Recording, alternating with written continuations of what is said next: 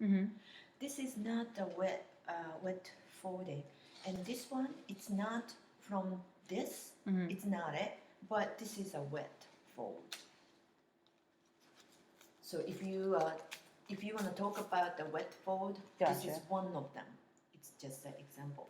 I can't find my bat. It's somewhere. Didn't you say you gave it to someone? I think I gave it to someone, yes. I have a green line this time. All right. Yay. Hopefully it stays that way. It better stay that way.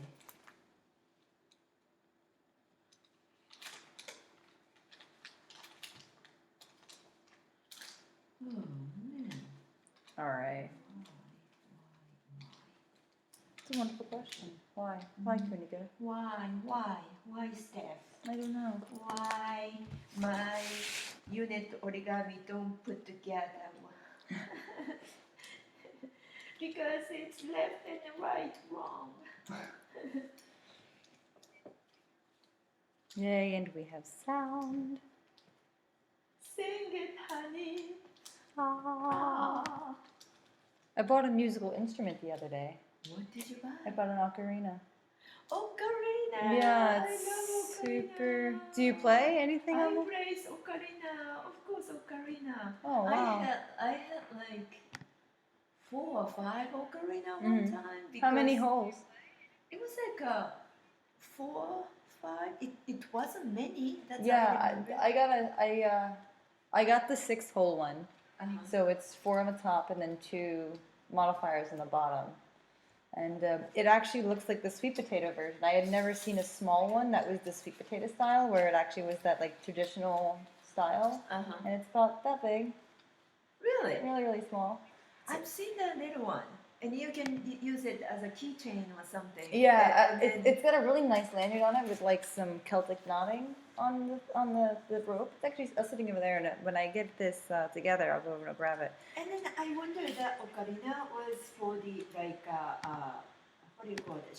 Sheep shepherds. I didn't know that. No. I'm just kind of wondering. Well, I know that it's like an Italian instrument, I believe. Is it Italian? I think so. I think I remember looking it up a long time ago, and I think I remember reading that it was Italian. That it was something to do with like, it's in that same vein as like pan flutes, where it's like Greek-ish. So who really knows where it's from? If it's Greek, it could be anything. You know, they travel all over the place. You know, anything could be Greek. Yeah. Right. Anything. You never know. Origami could be Greek. Anything is from Greek and Africa. That's funny. Yeah, because they travel everywhere. Yeah. They really. And then isn't it like our beginning, the humankind's beginning is That's what they in say. Africa? That's what they right? say. Yeah.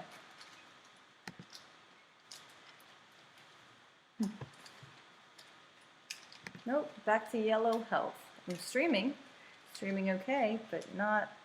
So is that about the signal or? I don't know. I mean, it could be. Could be anything. A lot of things.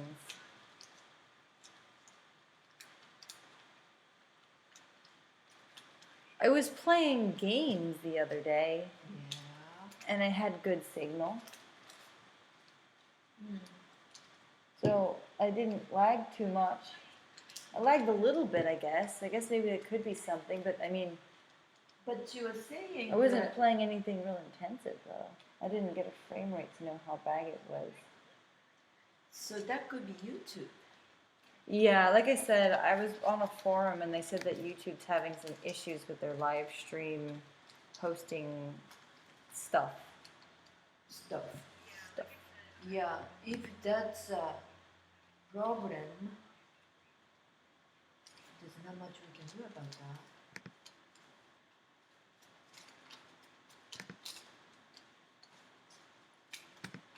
But it might be a good idea. Have you been having troubles with your computer being slow? No. But maybe I should shut off the computer. Does this mean could anything? be, maybe. Anything? Maybe? Give it a shot. Go ahead and give it a shot.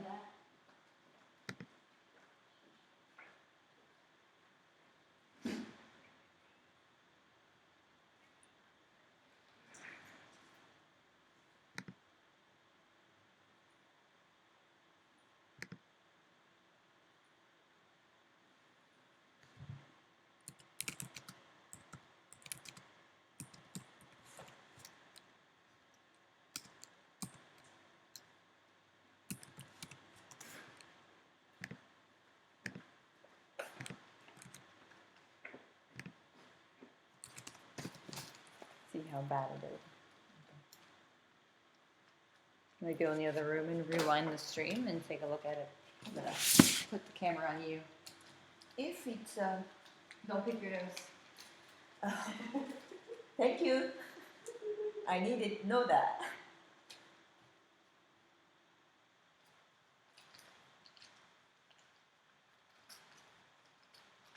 I'm making a sonobe units, and sonobe units are simple, so I think I can do it so easily, but because the unit is like this, I wonder if you can see it. Maybe not. The camera is on. The sonobe unit is very simple, but if you fold it left and right, opposite way, some kind of opposite orientation. Let's say you are supposed to start from the left bottom. Instead, if you start right bottom, it's not gonna work. So I'm just having a little orientation issue. Keep messing around the order. See, this one is not right. Bunch of, I shouldn't say bunch, some of the unit origami has that particular way to the orientation. It makes a big difference between, even you are doing the same fold, same manipulation, if you start from left instead of right, or vice versa. In other words, the unit has to be exactly the same way, certain way.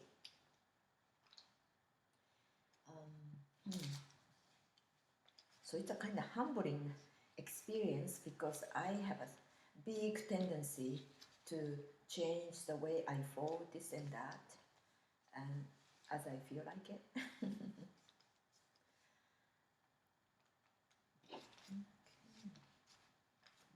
So I think this time I got it right.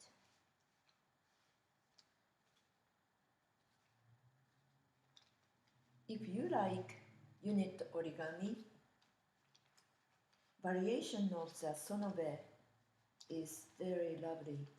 Sonobe unit. Sonobe is the man's name who invented this fantastic basic unit model. And the fantastic part is you can really make a variation, and one unit variation can go very, very far. Am I talking to myself, Steph? No, you're not. This is good. Am I talking to the people who is on? To the world. To the world, the whole world. The whole me that's actually watching.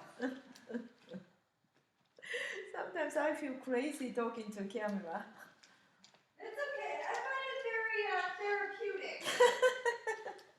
Get it all out, Kumiko. Tell us how you really Yeah, feel. tell the world what I'm up to. Yeah. No, Yeah. you do a great job. I mean, Still, what we were doing? Are we still looking for the good signal?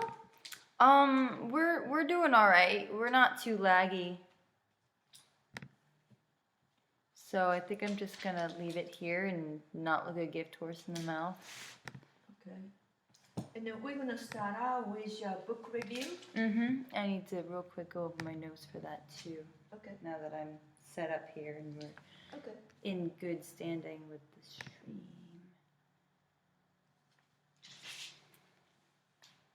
See, it's saying it's lagging on that end, but it's not too bad here.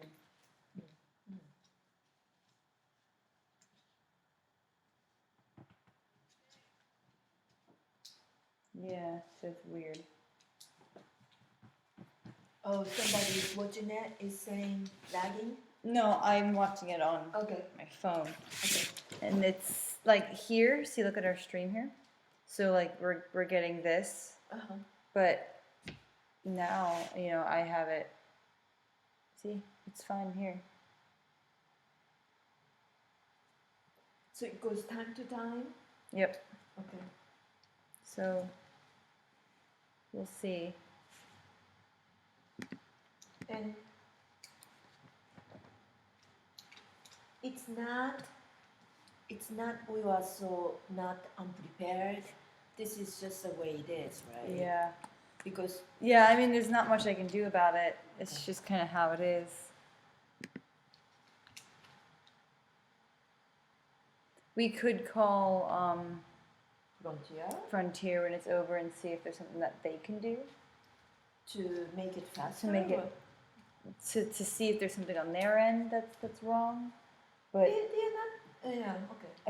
I think it's more like a mixture of my computer being a little slow and YouTube being slow.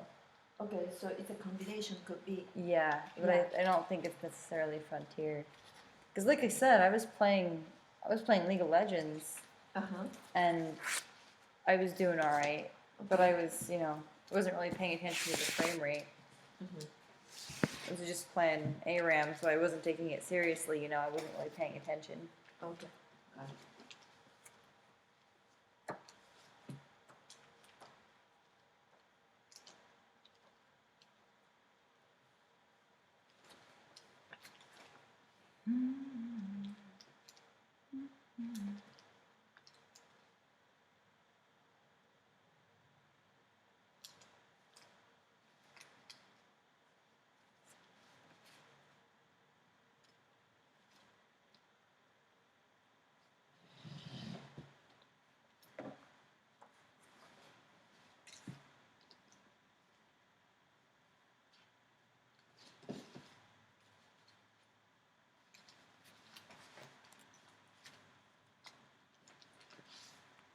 That's so weird.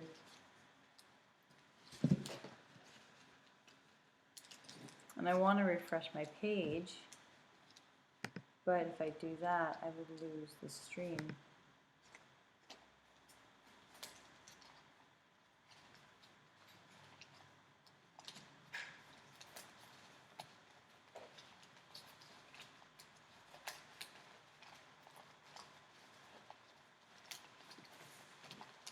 I'm making tea. Do you want something? Yeah. Tea Black? sounds good. Black long cream? Yeah, sounds good.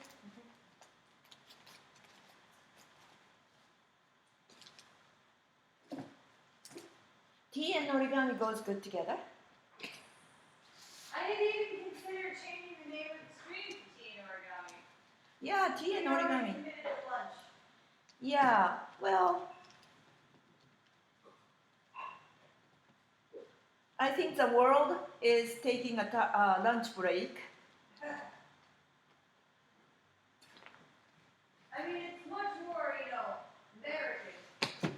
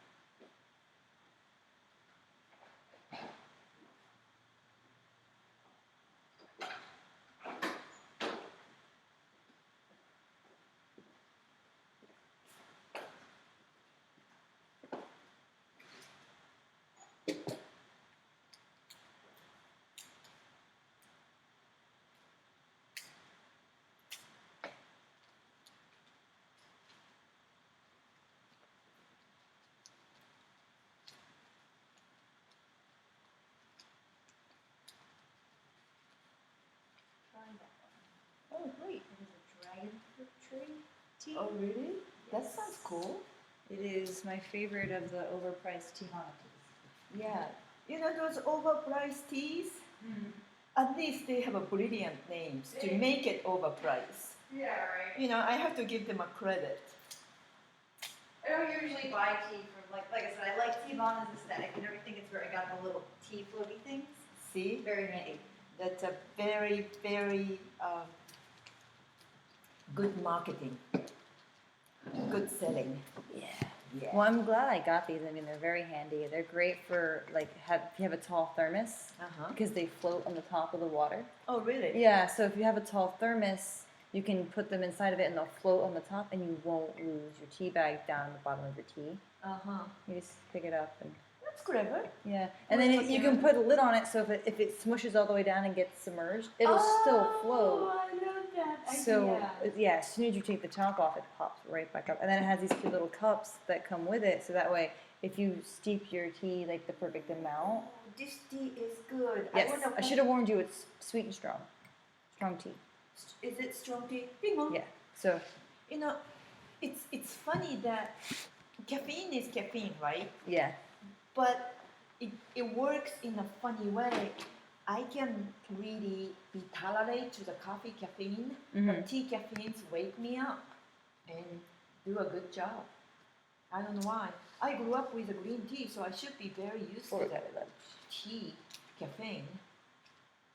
Yeah, I like a hot tea, and I'm a black tea person. I like just a standard European style black tea, and then Chinese style. Because I thought black tea was like a Chinese thing. Is it? Well, I mean, so.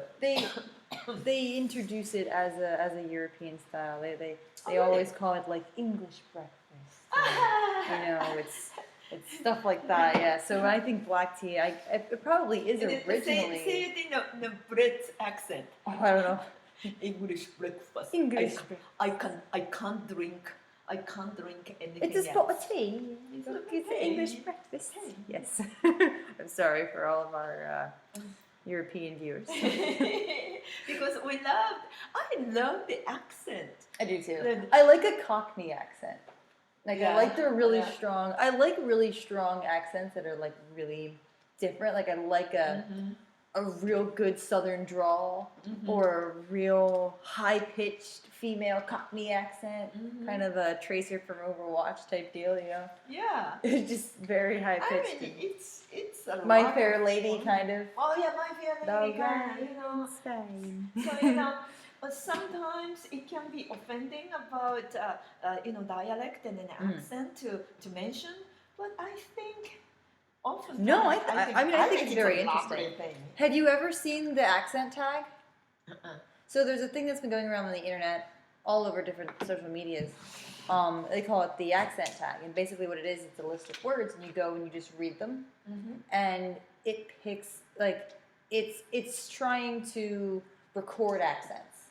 Okay. It's just, and then you can listen. So you go on YouTube. If you just go on YouTube and look up accent tag, you pick up different people's accents. So not just people who are like foreign, like people who have, you know, a foreign accent, but also people who have American accents. Like I get caught all the time for coffee and hot dog. What do you mean? Like they always make fun of me, like, oh, it's not coffee, it's coffee. It's not coffee, it's coffee, and I'm like, it's coffee, it's coffee. They get a cup of coffee and a hot dog. You know, that makes dog. me feel good. Hot dog. Even you guys are American and then native tongue. Yeah. You still like, what did you say? What did you say? Yeah, no. Because I get that a lot, you know, because of my accent. I said, could you say that again? Just say that one more time. And I said, coffee, banana. You do pretty good. Every once in a while, you get stuck on something like the L's and the R's every so often. You know, it's not the cliche. This is reality. For Japanese, L and R, when you are combined with F and B, oh God, this is so hard. And if you make fun of L and R, I'm not offended because this is true. Yeah. This is the truth, absolutely. Yep. Oh, what's the album? Like a record album. Album. Oh gosh. Album. That's I the other remember one that. album was in my middle school textbook. Yeah. And the first day we say album, and everybody goes album, Album. album. We don't know how Album. to say it. And then apple, apple was hard. Well, it's funny because my friend Nathan always makes fun of me because he says album, Album. which is technically correct. There's not another L in it. I don't know where album comes from because that's how I say it, album. Yeah. With a second L. There's no second L. I don't know why. But my mother says it that way. And then like my friends back in Jersey, I was like, "Can you say album?" And they were like, "Why?" I'm like, "Do it. I need to hear this." So like, it's definitely an accent marker, but I don't understand that one. that's a tough one. And Yeah. they say advanced. That's a tough one too to me. Oh, advanced. Advanced. Yeah. Oh yeah, that's got that high advanced. Advanced. Advanced. Yeah. Yeah. If I don't pay attention How to about developing? the developing, that's okay. Yeah. Developing is like when you see DEB, you can guess what I'm saying. Yeah. But certain words is not able to guess. What would that be? Yeah, I have a couple friends from like Finland, and they can't get the syllables. So you get developing. We're just gonna develop a little bit, and I'm like, what are we gonna do? Yeah. Develop. Which I guess technically, if you can get rid of a syllable, I mean, it's much more, what's the word I'm looking for? Convenient. You can get rid of a syllable, Yeah. Why not? Syllables, I understand what they mean. Syllables are funky, and Yeah. it seems like how many syllables are there? How many syllables do you need to convey a thought? Exactly, and then to me it's like increasing every year.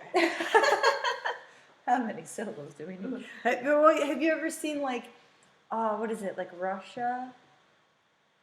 Oh, what is that? All I can remember is it's snow. It's a place where there's a lot of snow.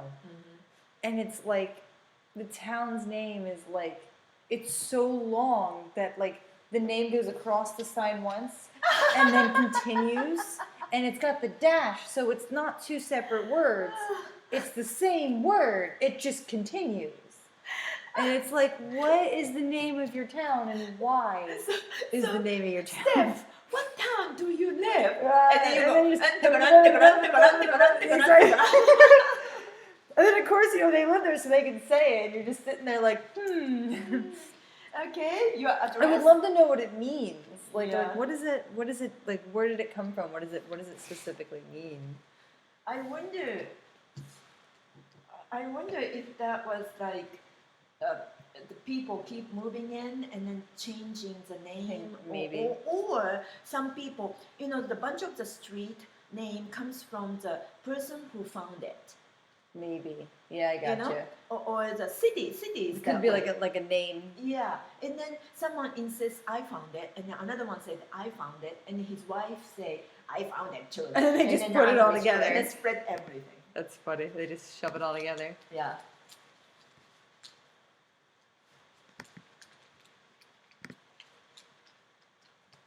Yeah. No, I think. There was a forget what it was. town in I think it's a city in North Carolina, and that was something about Fouquet. It's a really unusual, exotic name, and then ending with Fouquet, Fukay, something like that. And I had to ask, what is that coming from? That was coming from the French people who found that city or developed the city. No wonder, because it's a name. Right.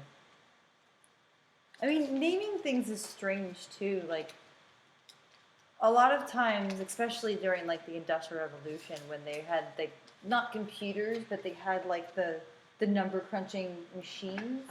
Like they would do things, and the printing presses and everything to save space. Towns and cities at one point, I forget how it went. Like something weird. Like they weren't allowed to have two. Like they weren't allowed to be like Bridgeport. They had to be one Ah, yeah, So yeah, it yeah. could have been something like that, where like a lot of things like my hometown, Bridgeton, it's Bridgetown, but it's Bridgeton. You know what I mean? So you had to combine it. Correct. So there's something, I don't know if that's how Bridgeton got its name specifically, but I'm saying that it could be something like that, where it's actually many words, but maybe for mailing code reasons or something, they had to put it together. Yeah. To. The name is just funky like that. And then another one is a foreign name. Like when I first came to the States, I went to see I went to take the workshop in Maine, and then my mentor teacher lived in South Paris in Maine. And when I first came to the States, I arrived in JFK, and then my friend, who just lived in New York City back then, and she said, "Where are you going?" And I said, "I'm going to South Paris." And I didn't even know the state of Maine. She didn't either. She was new to America too. Both of us looked at each other. Do we have to go to France from here? And I thought my teacher lives in the United States, but his address is South Paris. And my friend goes, "It's gonna be France. You came to a wrong country." Oh no. And then she was serious, and then I was just so doubting myself. I had no clue. Oh, that's terrible. To me back then, disgustingly, I did not know anything about the United States, and it's a mystery how I thought I can come and then function. Oh man! I thought the United States was just Los Angeles and New York City. Yeah, I gotcha. That's it. I thought that was only two places exist in the United States. And then I thought that was like Canada was in the States, Mexico could be in the States. Oh no! I had no sense of the map. Oh. Well, I mean, I know we had this conversation, but for everybody else involved, when I was, Japan, like Japan to me was you were either Tokyo, so it was either like futuristic, flying cars, and lights everywhere, or a rice field on a mountain somewhere, and there's no in between. Like I didn't have a concept of like, there's regular towns with regular people. You guys have suburbs, and my brain was like, no, it's either fighting robots or rice fields. Yeah, and that's the same thing that you guys might think we only eat sushi. Yeah, it's just rice and fish. That's all you eat. I mean, we are close to that. We eat a lot of fish and rice, but it's not like we have luxury of sushi every day. Yeah. Well, sushi is expensive in Japan. Yeah. No, sushi's expensive. I mean, it's just that whole idea of having to prepare it and roll it and make it pretty, and I can have sushi by giving me a slab of raw fish and a bunch of rice on the side. You know what I mean? Like it's still sushi-ish. It's just not, put some seaweed on top. Yeah. It doesn't have to be pretty, but you pay to have it rolled and everything's cut nice and laid nice and presented to you. Yeah. That's Japan right there. Yep. Yeah. But it's just so funny. Isn't it funny though that we seem to know the world, but we don't. Yeah. And that's a beauty of that you do not know. Yeah. And the world has opened up a lot more since the internet has come along. Right. But still not as much though. Yeah. Because you still have a lot of you see a lot of things through the lens of media. And the internet pulls that back a little bit, but you still end up mostly finding out through media. I think you said that right. And amazing power of internet these days. Yeah. And now you can communicate with the end of the world, the other side of the world. Yeah. That's fantastic. Yeah. And all the things that you can... And I think that causes a bit of a generational problem, too, is the fact that a lot of younger people spend so much time on the internet that they have a different view on the world.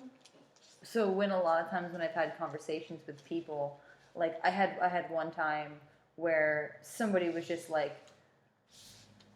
I've talked to people in Syria, And I was like, "Oh, you went to Syria?" No, I went on, you know, 4chan, or I went on, you know, one of those more open websites, and then he was talking to survivors from the bombings and stuff like that, and it was, really? yeah, and had like he made logs of like from the last like 6 years of talking to these people. Oh, wow. And he has all these logs of talking to people, and then the stuff that they've said and stuff that's gone through, and pictures that they've sent him.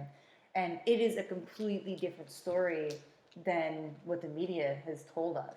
I mean, it's not a completely different story, but it's a different story. It's a different story, and it's a civilian's eye view. I mean, it's still the same idea of like the government is corrupt, but then there's mercenaries, but then there's all these smaller groups, and then there's the civilians, and the civilians end up joining with the militia groups just to survive, and like it's just you never hear about that whole the civilians are joining militia groups in order to survive. They're not running around waving the ISIS flag because they're, you know, Muslim, but they're running around waving the ISIS flag because it was, I guess, my town's ISIS now. So I guess that's what we're doing. And if I don't do this, then I'm going to die. And then you get into it, and then you just end up there because now all of your friends are doing it, and your family is doing it, and now they're fighting for you, and now you just end up there. So that's never thought about it that way until he pointed it out. And I was like, wow, thank you, Internet. Yeah, absolutely. Those are wonderful things to know. And that's why literacy is so important. Yet, you know, like the value of the literacy change generation to generation. And then the reason the literacy was so important back then, before the internet time, was to understand how the society moves and then also function as an adult. And kids have to, and also another thing was, I think it was a lot of entertainment from reading, you know, that exists. But now that whole idea is different now with the world of internet, like something really new, like you are talking about, that is new. And then I think that should motivate people to, I mean, kids to read more, also being able to read more. Yes, definitely. So you got the book? Yeah, I do have that book. Okay. All right, so is it time? we have a few minutes left. It's only 11:58. Let's check out how many people are in our stream. I love how my live stream hasn't updated on my live stream dashboard. That's fun. Okay.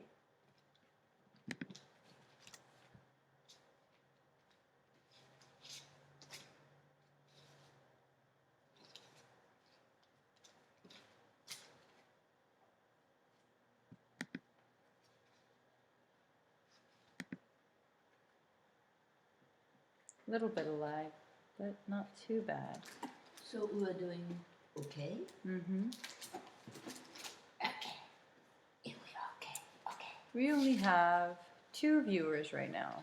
All right. Thank you for being with us. We love having you. Yes, welcome to the live stream.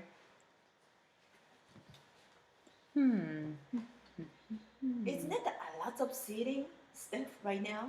There's a lot of ceiling, yes. We have lots of seating.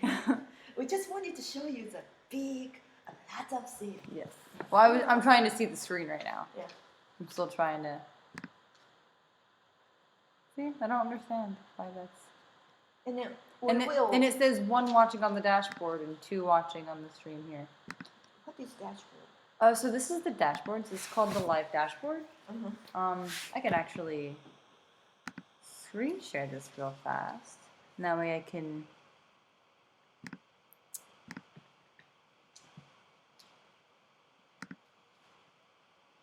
kind of show our viewers here.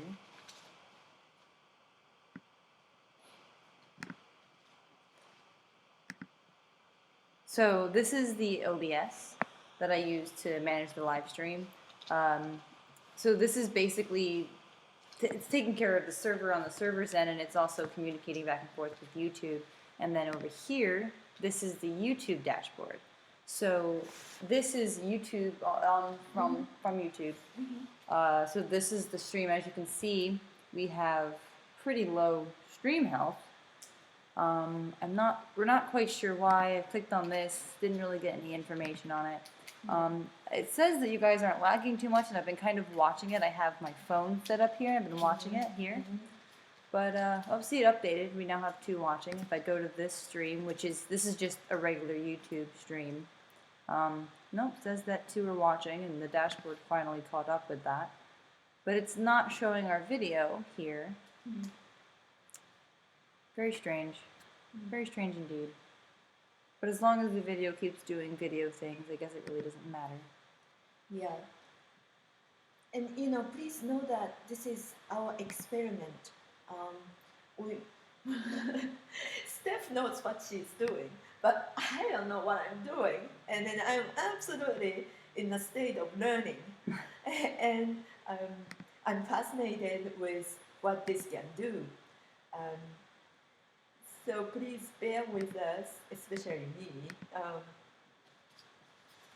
and let us know if we can do anything better. Yeah, so it is 12 o'clock. Yeah, let's do it. All right. So just to kind of get you guys caught up with what Kuniko's doing, and for everybody who's been watching the live stream and seeing, I am doing the Sonobe unit, and it's a variation of the very basic Sonobe unit, and I am making the book cover by using that variation. And usually Sonobe unit is used for cube like this, which is very fantastic object. You will see it at the studio, but I came to think of using it for the book cover. I'll show you later my development. All right, very cool. All right, so it's a little dark in here actually, but we'll just make do, I guess. I wonder. Oh, because we didn't have that light. Yes. Okay. Give me 2 seconds. Okay. Yeah, I'll do it, and then you tell me where to move. Nope, that's already better. It's already. Oh yeah. Is it too bright? It's right towards the wall. Yeah. Little more. That's good. It's fine. Okay. We're doing a book review, not a photo shoot, so. Okay. Well. All right. So today, our book, we're going to continue with Michael LaFosse. So this is the second book that he gave us for our Origami Air Indiegogo. So we're doing. Can you do just a little bit to this way? Oh, trying to get rid of that door frame? Yeah. Actually, we can just move it over here. Yeah, that could be nice. Let's see. So I should go this way so that. Yeah. All right, that'll work. Very good. And you are doing this book review, so I don't have to be in the frame. We'll can put that over there too. Yeah, like that. I might pitch in something, but yeah, definitely. Because this is Advanced Origami by Michael LaFosse. So this is the second book that Michael LaFosse gave us to help us with our Origami Air Indiegogo. Okay, wait. This is the first edition, okay. And then this is his second edition, which is soft cover. And I think there's DVD in it. Could you check on that? Yes, there is a DVD in this one. Yeah. There is not a DVD in this first edition. Correct. Right. Yeah, because there wasn't one. The first one was some years ago, and it was so this one lovely. has been signed. Haha. See, he was so kind and supportive to our studio. He once had a really nice cover. His origami studio, and then I think they were still carrying on at their private studio now. Thank you, Michael and Richard, so much. Thank you very much. All right, so I reviewed their first edition. So this is the first edition here, and this is the back of it. So this is a hardcover edition. It comes with a really nice sleeve, and then the inside is the same print as the cover. So this is definitely an advanced book. So the models in this one are far more complicated. If you were here for last week, we did the beginner and intermediate book that he wrote. These designs are far more complicated and far more.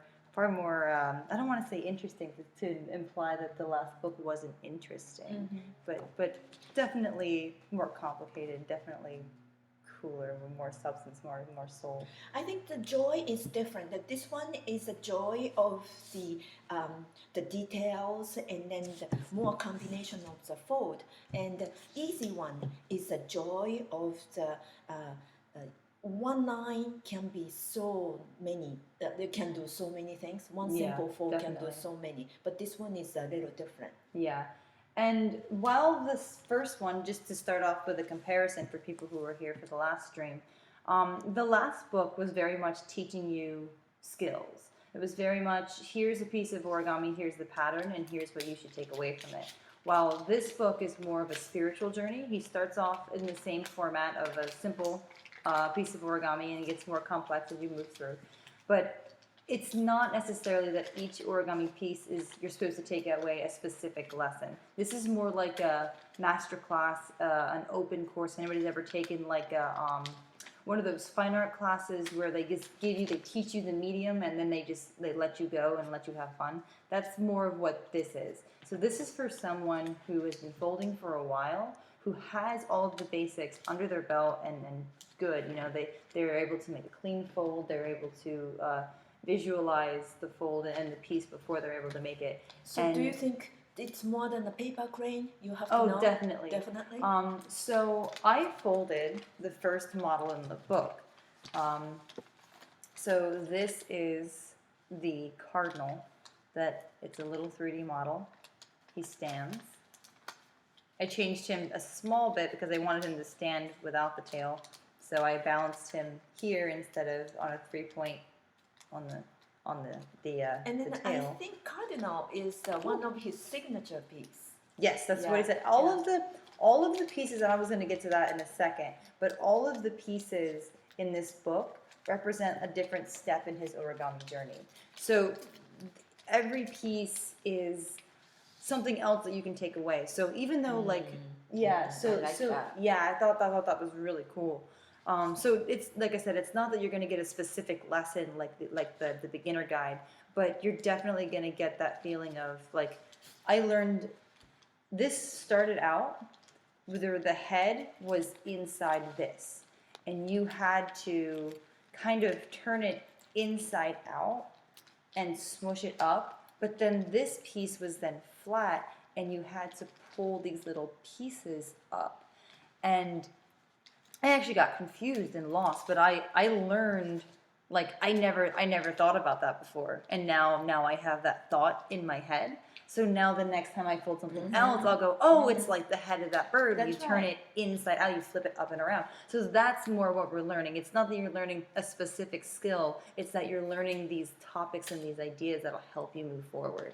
So, and wasn't it kind of satisfying though? Oh, it was very satisfying. Yeah, because I'm actually pretty sure I still did it wrong, but it looks good. And that's something else that he talks about in the foreword of his book, is kind of this idea of there's no wrong answers. So I'm going to show you guys this pig that he did. So this is his Wilbur right here. So it's three-dimensional, it's round, it stands on its own, but he doesn't have a specific pattern for that. So he doesn't have instructions like this for that Wilbur. What he has instead is this crease pattern. So all it is a diagram of the flat piece of paper, and this is pretty standard in the origami world, correct? Mm-hmm. So there's no instructions for this. It just simply says this is going to be an eye, and this is going to be a leg, and this is going to be an ear, and so on and so forth. And then what he does have is he has instructions for what they call the base. So this is what Wilbur looks like as far as folding instructions. That's your base. But after that, it's up to you. You have to be creative enough to figure out how it works from there. You can't. And then, it sounds like maybe if you haven't done too much, it's impossible to figure that out. But trust me, it'll come. And then when you see the creasing pattern, it's possible to think, it could be the head right there, and then it could be the body. You could tell. Yeah, and right? like when I was folding this one as well, once I got the shape and it made that triangle shape, I was like, oh, the small end is definitely going to be the tail. Yeah. So, and this end is definitely going to be the head. Right. So yeah, so you do kind of get that feeling, and once you've known it, and like there were things like the inside out fold, like for this part here, that was a lot like the bird base for when you're making the crane. Right. And having the knowledge of the crane helped me make this bird. And then I think it's great for your brain to understand, oh, this is flipping, this is inside out from the two-dimensional instruction. I love video instructions, don't get me wrong, but I love the book instruction too because it's challenging, and then it's something like you are folding it with the diagram, and then inside of your head, 2 dimension just going to the 3 dimension. It's almost like a journey, and then going to the outer space. Outer space, yeah. Yeah. I definitely agree with that. I definitely, now that I've folded it, because up until this point, I have never folded a more advanced piece of origami like this from anything but a video. Yeah. But this was fun to figure out. The bat was rather frustrating. I tried to fold the happy bat. What part was frustrating? You got stuck at some place? Yeah, so, well, first of all, it starts off with a strange, so you don't use a full piece of paper, you use a quarter piece, right? Was it the triangle? Yeah, so you cut it in the triangle? Yeah. Yeah, so I got to about right here. Okay. And for some reason, I don't know, getting from, so to show the camera, so this is the happy bat, and this is actually in his other book as well, but it's just a really cute piece. So that's what the bat looks like. And the full page illustrations are here. Yeah. And as you can see, so to kind of go back to the actual book review of the physicalness of the book, all of the patterns are set up the same way as his beginner's guide. So it has an image of the finished piece with a small forward, has paper recommendations here, and then all of them have full color, this way, full color instructions with little paragraphs underneath, so it's pretty simple to follow along. The problem I'm curious where you got stuck. I don't know if I was reading it wrong, but it's very possible. So to show the camera here, I had troubles going from 18 to 19. From up here to getting these little creases here, to getting to this point, to that point. Sorry, everything's backwards again on my camera. Yeah. Okay. I'm gonna give you a tip. I'm not a super complex folder. Well, you folded this one. I know. I did fold this one. Yeah. Yeah, I folded it. The thing it is you have to read every single word, word by word, and do not skip any sign. Everything means something to the next. So that's a tip, and it sounds like it's not a good tip. No, I think that's a pretty good tip because yeah, even when I was folding the cardinal, I would go, oh yeah, that makes sense, and then I would do it, and then I did it wrong, and I'd have to go back. And that head the body is really simple, but the head is far more complicated than I thought. Yeah, and sometimes the person who is trying to show the step, Michael, I think he had a hard time to show how to do this 18 to 19 because it becomes so three-dimensional, and on a book I think he does it really so much. I can see it. I think what it was I messed up here. Okay. I think I messed up this part because when I folded it, I folded it down and I folded it back up. Okay. But then when I tried to get the wings to fold, they didn't fit right. So okay. I think I messed it up, and if I tried again, I think I might be able to get it. But I couldn't get it to fold up I couldn't get it to do this. I could get it to smush together, but I couldn't get it to crimp in like he had. It was just ugly. Yeah. Everything was, I creased the paper here and it kind of like smushed and made like an ugly crease. And again, I'm not a professional, I haven't been doing this. I told you last time that book before is my level. So my creases aren't necessarily the cleanest. I didn't exactly line everything up properly, you know. So I'm still missing some of those key things. And you have to be a competent folder already in order to do this. You have to be able to line up your creases. You have to be able to, you know, make a square fold. I had an issue here where on this side I missed the fold just by a centimeter, like maybe less than a centimeter, a hair, and it created this kind of ugly crease. And I know that if I had done it a little bit closer, it would have worked, but I don't know how to get any closer. And I had the same issue here where you can see it kind of beveled out, where on this side I got it.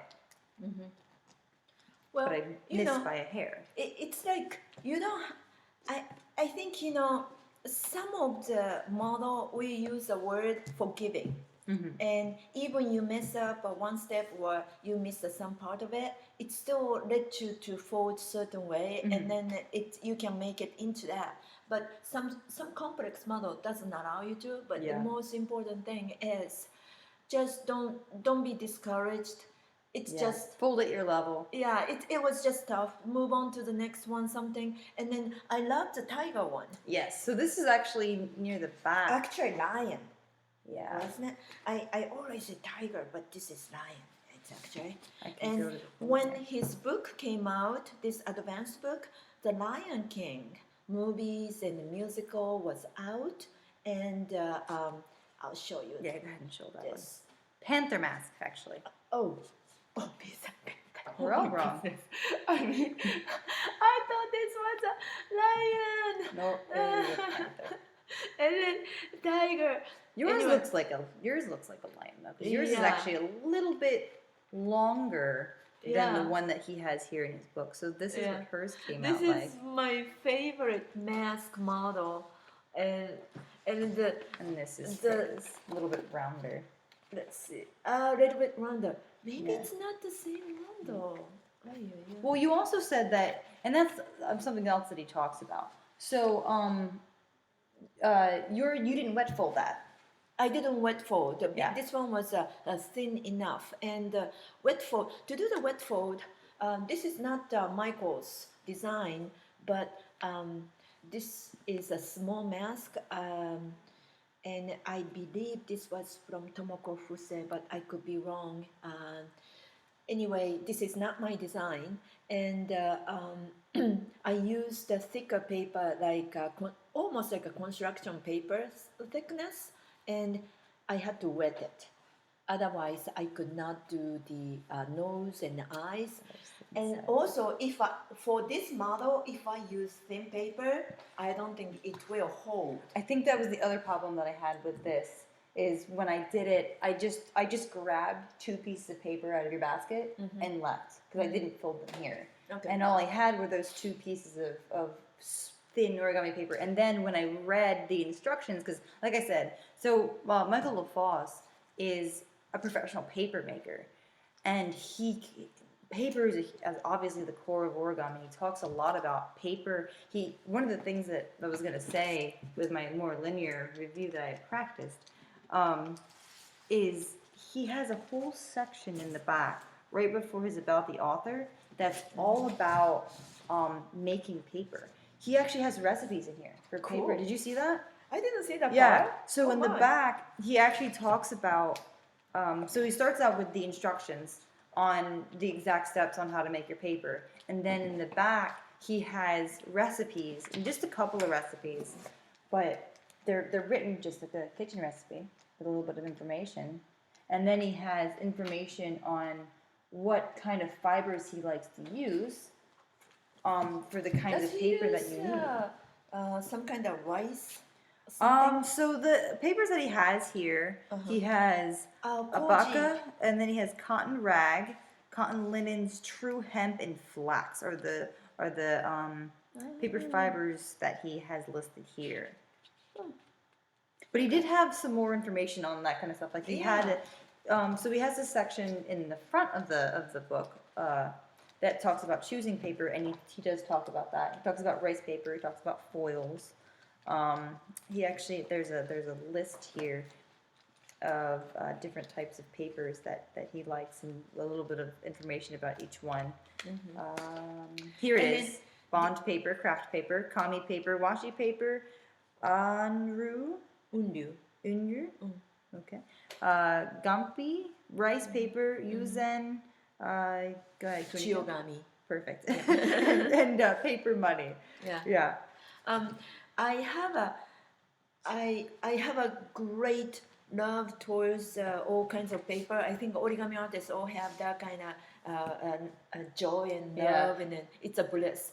But at the same time, I like to say paper is paper sometimes.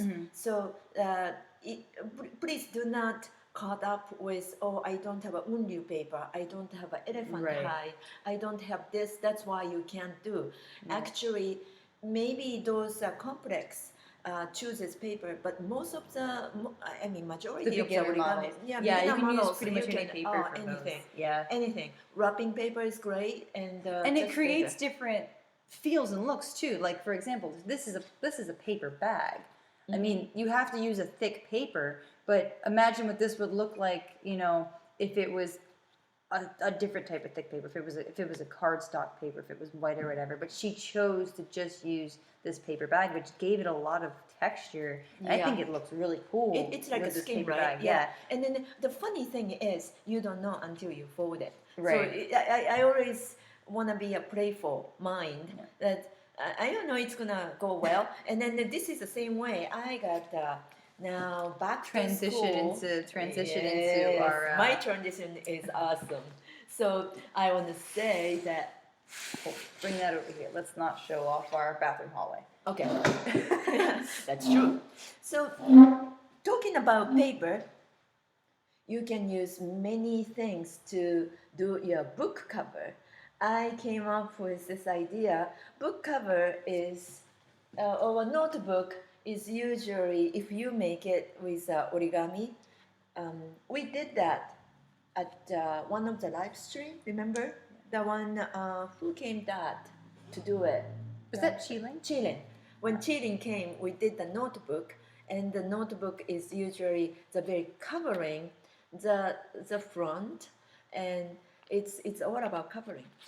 Now I like this one. This one is like an armor to the book, isn't it? And this is another small book by Mike and Richard. It's a great size for me, so I just grabbed it. I have a notebook just like this size, so I want to do this. And when I do it, goes like that, and it's very partial. It's not covering the whole thing.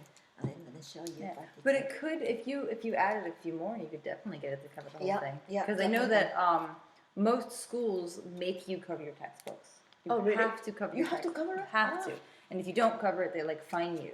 Oh, really? Yeah. And you can lose a grade point for it, because in America, we had the same textbook for 1,000 years. I've literally brought books home, and I've had my older cousins who were in high school while I was in middle school go, oh yeah, I remember that math book. I remember that book. When the year is over, you return it? You return the book. Oh, really? Yep. And then the next generation uses it. So this is actually really perfect. If you added the next rung, she wanted this to be decorative, but all you have to do is this is a continuing pattern. Yeah, continuing pattern. Yeah. I'll show you. If you see the back, it's very noticeable. Goes like that, and this midsection is repeatable. You can repeat, and basically what it is this is the Sonobe unit. I was talking about it before we start. When we were preparing it, Sonobe unit preparing the live stream before we started the book review is unit origami for this type of model, and some of you are familiar with the Sonobe unit because this is one of the very basic and very famous This was very eye-opening when it came out, and I think it's been years and years. So variation occurred, and this is one of the variation. Yeah. So by simply stacking it up, you can get this to fit any textbook that you have to cover. Mm-hmm. So you can, like Steph said, if you have to cover the completely, all you have to do is fold, be patient, and then fold more units. This is 4 units right here. 4 units. I can put 1, 2. And that's what they look like. They're super simple. I'm going to unfold this so that they can kind of see. We kind of talked about this last time, and we did because these are just building blocks. Yeah. So you can use these to make all kinds of stuff, but that's all it is. It's kind of folded in half, kind of folded there, and then folded in on itself, and then all you do is tuck it in.